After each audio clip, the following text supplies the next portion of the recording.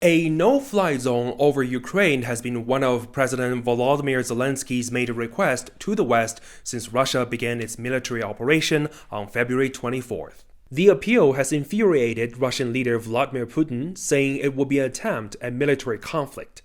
So why does a no-fly zone matter to Ukraine? Because it stops certain aircraft from entering their airspace to launch an attack. But what happens when a banned aircraft enters Ukrainian territory? Who shoots it down?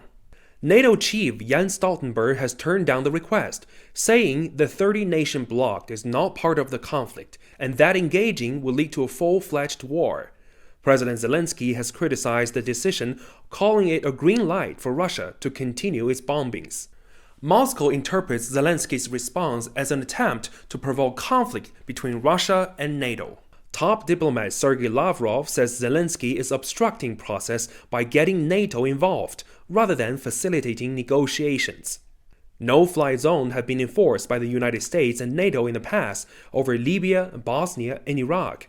Analysts say this is because the military threat in these places were relatively low. But this time, it's clear no one wants to sink into a war with nuclear-armed Russia.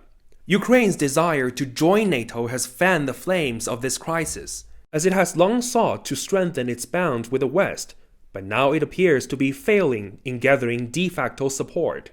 President Zelenskyy says this shows that not everyone considers the struggle for freedom as their number one goal, and that NATO now bears responsibility for all the casualties that follow.